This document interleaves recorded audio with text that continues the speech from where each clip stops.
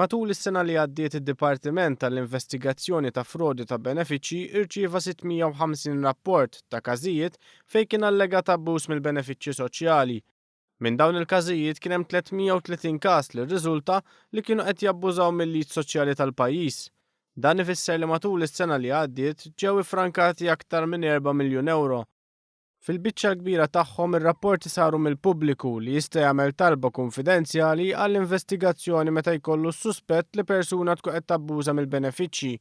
Is-Segretarju Permanenti fil-Ministeru għas-Solidarjetà Soċjali, Mark Musu, spjega ma' One News li wħud mir-rapporti jsiru b'mod vendikattiv meta jkun hemm kwistjonijiet fil-familja.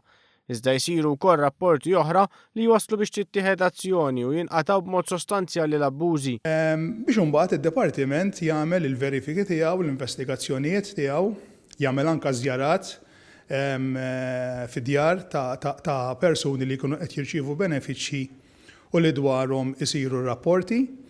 U jekk imbagħad jirriżulta illi dak l-applikant, dak il-benefiċjarju qed jirċievi benefiċċji li m'għandux dritt għalihom, tittieħed l-azzjoni biex mhux biss jitwaqqaf il-ħlas tal-benefiċċju, iżda wkoll jekk forsi jirriżulta illi ma kienx hemm dritt tal-benefiċċju li jmur lura fi żmien, tinġabar ukoll is-somma tal-flus illi tkun tħallset lilu f'benefiċċji li ma jkollux dritt għalihom.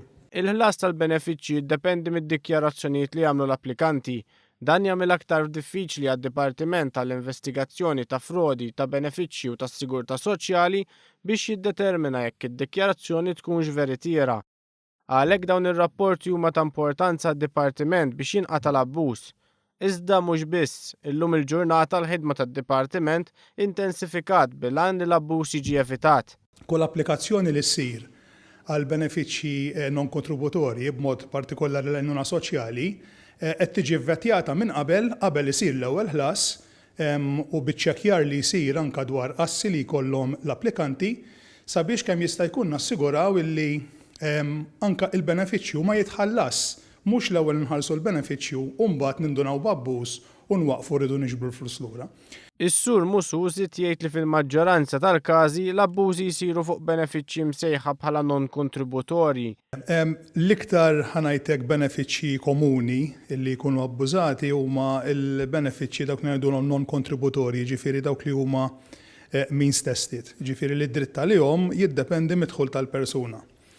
Dawn it-tip ta' benefiċċji jiddependu fuq numru ta' kriterji u kondizzjonijiet.